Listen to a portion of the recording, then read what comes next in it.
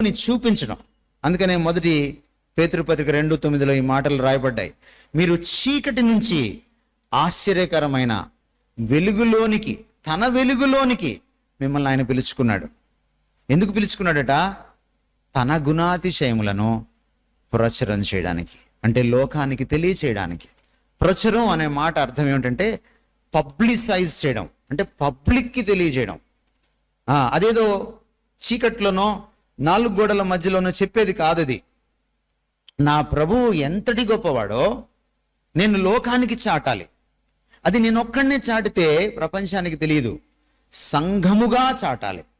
అంటే సంఘము ప్రవర్తిస్తున్న తీరు చూసి, అంటే ఈ సమాజాన్ని బయట సమాజాలు చూసి, ఓహో దేవుడు ఇంతటి ప్రేమామయుడా, దేవుడిలో ఇంత ఐక్యత ఉందా, దేవుడిలో ఇంత పవిత్రత ఉందా, దేవుడిలో ఇంత దయార్ద్రత ఉందా, దేవుడు ఇంత క్షమించే గుణం కలిగిన వాడా అని దేవుని గురించి, ఆయన గుణాతిశయాల గురించి బయట ప్రజలు తెలుసుకుంటారు. This is the job of the church.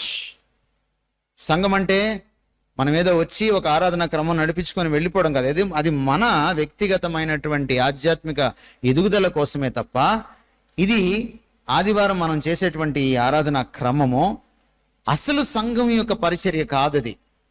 అసలు సంఘ పరిచర్య అంతా కూడా సంఘపు గోడల బయట ఉంటుందండి. మీరు గుర్తుపెట్టుకోండి ఎప్పుడైనా కూడా.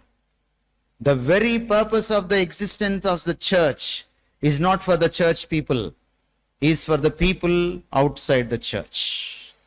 The very purpose of the existence of the church is for the అవుట్ సైడర్స్. సంఘము ఎందుకు ఉనికిలో ఉన్నది అంటే అది సంఘము బయట ఉన్న వారి కోసము మాత్రమే. గమనించండి, మనము మారు మనసు పొందగానే, బాప్తిస్మం తీసుకోగానే దేవుడు మనల్ని తీసేసుకోవచ్చు పైకి. మనకి బాదరబందీలు ఉండవు, మనకి శోధనలు ఉండవు, మనకి కరోనా రాదు, మనకి ఏ భయాలు ఉండవు. పాస్టర్ గారు మనల్ని ఇలా ముంచి ఇలా పైకి తీసేటప్పటికే మన ప్రాణం పోతే ఎంత హాయిగా ఉంటుందో. ప్రభు దగ్గర ఉంటాం. చావైతే లాభము, బ్రతుకుట క్రీస్తే. కానీ అలా ఎందుకు చేయలేదంటే ఆయన, మనం ఇక్కడ జీవించాలి, కలిసికట్టుగా జీవించాలి, సంఘటితంగా జీవించాలి. ఈ సంఘటిత సంఘ జీవితంలో ప్రభువు లోకానికి కనపడాలి. This is the ministry of the church అండి. ఈ దర్శనం మనకు లేకపోతే చాలా చాలా కష్టం అండి.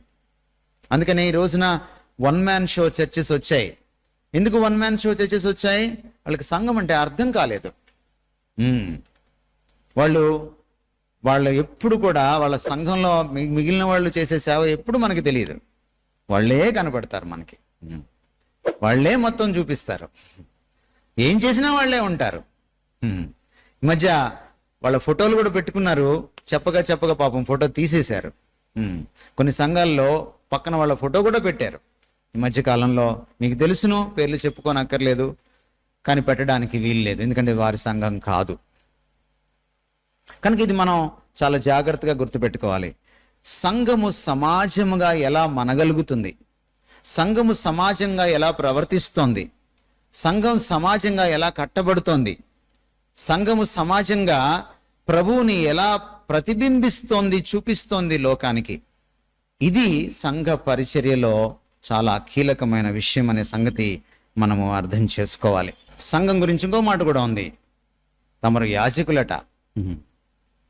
ఎవరు? సంఘం ఏంటట? యాజకులట. అంటే మీకు ఎందుకు చెప్తున్నానంటే, మీరు సంఘాన్ని ఆ విధంగా తీర్చిదిద్దడమే పరిచర్య సార్. కాపరి గారు, మీరు సంఘాన్ని ఆ విధంగా తీర్చిదిద్దడమే పరిచర్య. కొన్ని ప్రొసీడింగ్స్ నడపడం కాదు సార్ పాస్టోరల్ మినిస్ట్రీ అంటే. కొన్ని ప్రొసీడింగ్స్ ఉంటాయి. ముందు ఈ ప్రార్థన చేయాలి, ముగింపులో ఈ ప్రార్థన చేయాలి, వారికి ప్రార్థన ఇవ్వాలి, వీరికి బైబిల్ రీడింగ్ ఇవ్వాలి. ఇది మీరు ఎవరినైనా తీసుకొచ్చి ఇక్కడ నిలబెట్టండి, చేసేస్తారు. మీకు బయట సభల్లో అధ్యక్షత వహిస్తుంటారు. No, that is not the primary job of a pastor. A pastor's job is to build lives, to build the community in Christ, so that that community can reflect Christ to other communities. సమాజాన్ని కట్టడం, వ్యక్తుల జీవితాలని కట్టడం. ఈ సమాజం ఇతర సమాజాలకి క్రీస్తు అనే సమాజాన్ని, దేవుడు అనే బైబిల్ దేవుడి సమాజాన్ని ప్రకటించడం, అలా చేసే విధంగా వారిని మలచడం. యాజకులు ఏం చేస్తారు సార్? యాజకత్వం అంటే ఏమిటి? మీరు పాస్టర్లు కాబట్టి మీరు మన్నించాలి నన్ను. మీకు ఒక మాట మళ్ళీ నేను చెప్పాలి. మీరు ఒక్కళ్ళే కాదు యాజకులు, మీ గొర్రెలు కూడా యాజకులే. మొదటి పేతురు పత్రిక 2వ అధ్యాయము 9వ వచనం ప్రకారము సంఘములోని క్రీస్తు రక్తంలో కడుగబడిన ప్రతి గొర్రె యాజక వృత్తిని నెరుపుతారు, యాజకుని పరిచర్య చేస్తారు. ఇది మీకు ఆశ్చర్యం కలిగించవచ్చు, కానీ ఇది సత్యం. పాస్టర్ గారు వారిని నడుపుతారంతే. వారేమో వేరు, వీరు యాజకులు. దేవుడికి ఈ గొర్రెలకి మధ్యలో మధ్యవర్తి కాదు పాస్టర్ గారు, దయచేసి గమనించండి. అది పాత నిబంధన. ఇప్పుడు మనం ఆయనకి దేవాలయం అయిపోయాం. మనమే ఆయన లోపలికి వచ్చేసాడు. మనకి తెర చినిగిపోయింది. తెర ఎందుకు చినిగింది నిట్ట నిలువుగా? చెప్పండి నాకు. ఇక యాజకత్వం లేదు, పాత నిబంధన యాజకత్వం లేదు. ఇప్పుడు ఆ యాజకత్వం ఎందులోకి వెళ్ళిపోయింది? క్రీస్తులోకి వెళ్ళిపోయింది. పాపులలో చేరక మిక్కిలి హెచ్చైన ప్రధాన యాజకుడు ఆకాశమందు మనకు ఉన్నాడు.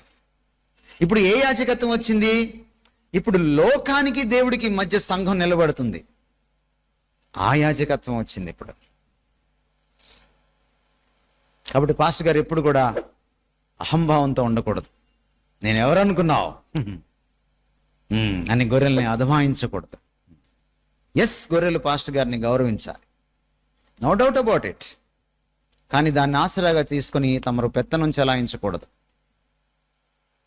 మీరు వారిపైన ప్రభువులైనట్టు ఉండక, పేతురు రాశాడా?